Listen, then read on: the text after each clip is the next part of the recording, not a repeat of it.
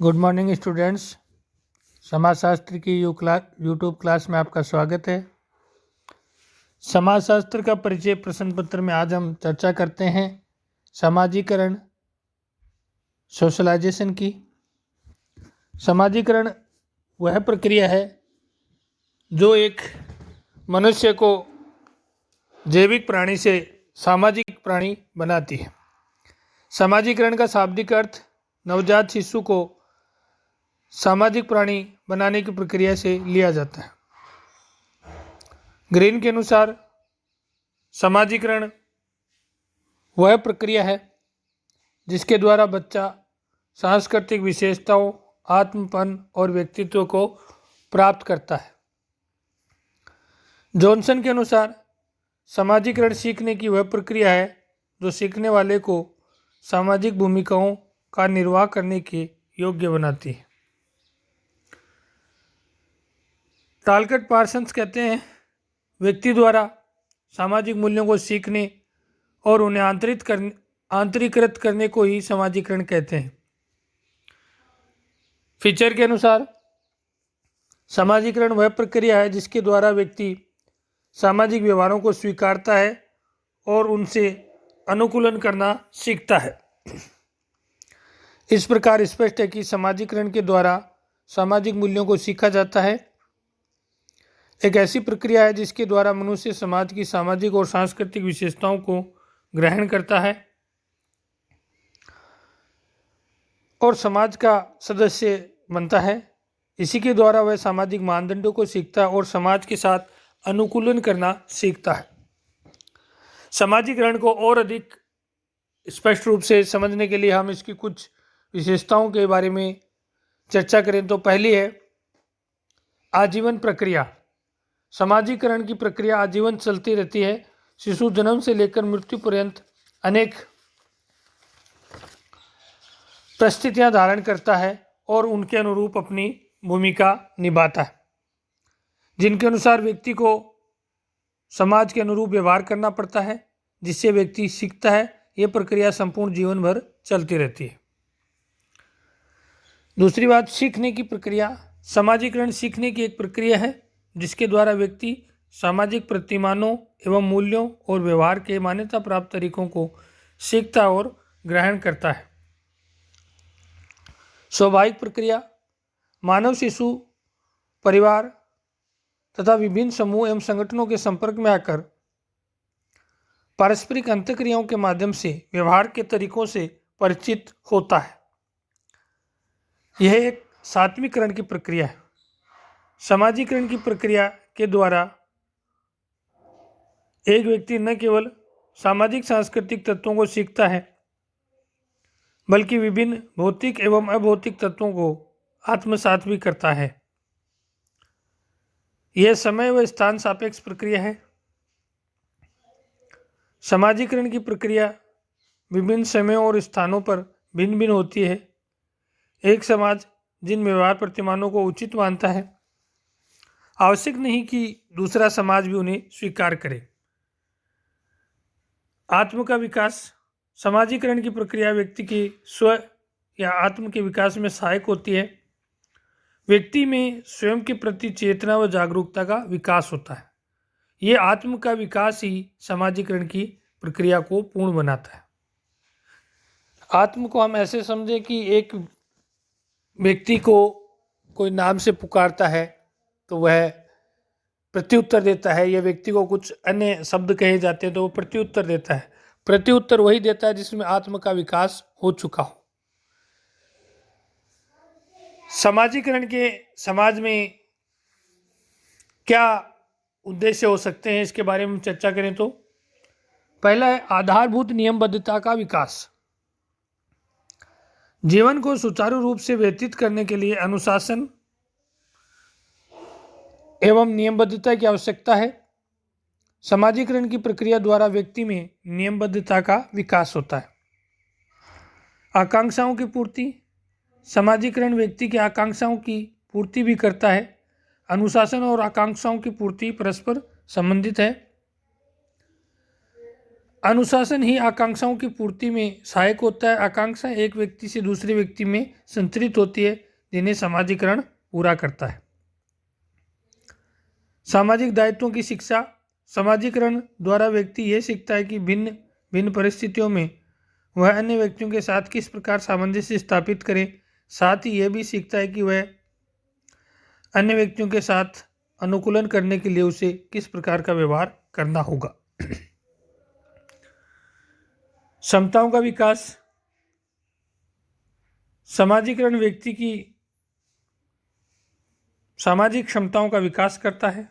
व्यक्ति में इस प्रकार की क्षमताएं व योग्यताएं विकसित होती हैं जिनके द्वारा वह स्वयं का समाज से अनुकूलन बना लेता है। सामाजिक नियंत्रण। समाजीकरण समाज में व्यवस्था और नियंत्रण बनाए रखने में अपना योगदान देता है। सामाजिक समायोजन। समाजीकरण सामाजिक समायोजन की दृष्टि से महत्वपूर्ण होता है और समाजीकरण एक प्रकार से व्यक्ति को समाज के सभी पक्षों के साथ सामंजस्य करना सिखाता है। समाजीकरण की प्रक्रिया जीवन पर्यंत चलती है, परंतु फिर भी अध्ययन की दृष्टि से इसे हम निम्न चरण में या निम्न स्टेप्स में बांट सकते हैं। समाजीकरण एक सतत और निरंतर चलने वाली प्रक्रिया है जो विभिन्न चरणों से होते हुए धीरे धीरे आगे बढ़ती है। जॉनसन ने समाजीकरण के निम्न स्तर बताए हैं। पहला है मौखिक अवस्था। यह समाजीकरण की प्रथम स्थिति है जिसमें मानव शिशु की सभी आवश्यकताओं की पूर्ति केवल मौखिक रूप से होती है। भूख लगना, सर्दी, गर्मी, कष्ट आदि प्रत्येक कार्य में उसे तनाव होता है। परिणाम स्वरूप वह रोता है, चिल्लाता है, केवल मौखिक रूप से दूसरों पर निर्भर रहता है। माता के साथ शिशु का तादात्म्य हो जाता है क्योंकि वह उसके सुख दुख का पूरा ध्यान रखती है। सोच अवस्था, एनल स्टेज बोलते हैं इसको। समाजीकरण की दूसरी अवस्था सोच अवस्था है जिसमें बच्चे से ये अपेक्षा की जाती है कि वह सोच संबंधी क्रियाओं को स्वयं करे। इस अवस्था में बच्चा माता से अधिक प्यार करता है। माँ बच्चे को सही व गलत कार्य में विभेद करना सिखाती है। माँ उसे अपनी संस्कृति के मूल्यों के अनुसार व्यवहार करना भी सिखाती है। इस अवस्था में माँ को साधक नेता की भूमिका निभानी होती है, अर्थात एक ओर वह बच्चे की आवश्यकताओं की पूर्ति के लिए उत्तरदायित्व होती है तो दूसरी ओर वह परिवार में बच्चे का प्रतिनिधित्व करती है। इस अवस्था में बच्चा बोलना, खेलना सीखता है। इस अवस्था में बच्चा परिवार के सामान्य व्यवहार प्रतिमानों तथा आदर्शों के अनुरूप व्यवहार करना सीखने लग जाता है। मातृत्व सोपान या तादात्म्यकरण की अवस्था। इस अवस्था की अवधि 3-4 वर्ष की आयु से लेकर 12-13 वर्ष की आयु तक रहती है। इस अवस्था में बालक यौन भेद की ओर सहज आकर्षण का अनुभव करता है। इस समय में उसे में 2 प्रकार की ग्रंथियां जन्म लेती हैं। ओडिपस कॉम्प्लेक्स का अर्थ है कि लड़का अपनी माँ से प्यार करता है। इलेक्ट्रा कॉम्प्लेक्स का अर्थ है कि लड़की अपने पिता से अधिक प्यार करती है। यह करीब 12 वर्ष की अवस्था में होता है। फ्राइड का कहना है कि बच्चों में यौन भावना जागृत हो जाती है जिसके कारण लड़के अपनी माँ से व लड़की अपने पिता से प्यार करती है। इस अवस्था में समाजीकरण की प्रक्रिया 2 रूपों में पूर्ण होती है।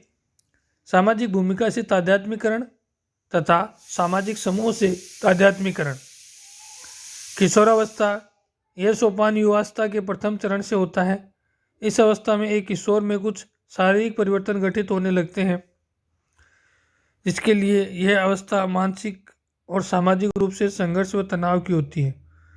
सामाजिक रूप से उसे अनेक संबंध निभाने होते हैं। इस समय किशोर परिवार के अतिरिक्त पड़ोस, विद्यालय, साथी समूह आदि के संपर्क में अधिक रहता है जिनके साथ समायोजन करना होता है। क्या उचित है, क्या अनुचित है, किन नियमों की पालना करनी है, किन्हें निषेध करना है, ये सब स्थितियाँ उसे समाजीकरण करना सिखा देती हैं। युवावस्था। युवावस्था में व्यक्ति किसी पद पर कार्यरत हो जाता है, उसका विवाह हो जाता है, अनेक पदों व परिस्थितियों को वह प्राप्त कर लेता है। इन नई नई परिस्थितियों से वह सामंजस्य बनाना सीखता है और व्यवहार करना सीखता है। प्रौढ़ावस्था, इस अवस्था में व्यक्ति पर और अधिक जिम्मेदारी आ जाती है, जैसे बच्चों की शिक्षा, विवाह, उनमें व्यवसाय की जिम्मेदारी। इन सब के लिए व्यक्ति अपना समाजीकरण करता है और अपनी संतान का भी समाजीकरण करने की दिशा में अग्रसर होता है। वृद्धावस्था, समाजीकरण की प्रक्रिया वृद्धावस्था में भी चलती रहती है। इस अवस्था में व्यक्ति में अनेक परिवर्तन आ जाते हैं। वह व्यवसाय से निवृत्त हो जाता है, पराश्रित रहना पड़ता है। परिवार की वृद्धि से वह दादा, नाना आदि बन जाता है। इन सब परिस्थितियों के साथ उसे सामंजस्य बैठाना पड़ता है, कुछ न कुछ सीखना ही पड़ता है। इस प्रकार समाजीकरण की प्रक्रिया जीवन भर चलती है। समाजीकरण वह प्रक्रिया है जो एक जैविक प्राणी से मनुष्य को सामाजिक प्राणी बनाती है, समाज के साथ अनुकूलन और व्यवहार करना सिखाती है। समाजीकरण क्या है, इसकी विशेषताएं, इसके उद्देश्य और समाजीकरण की विभिन्न चरण आज हमने चर्चा की। आगामी वीडियो में हम चर्चा करेंगे समाजीकरण के प्रमुख सिद्धांत क्या क्या हैं, या समाजशास्त्रियों बताते हैं कि व्यक्ति का समाजीकरण किस प्रकार होता है। धन्यवाद।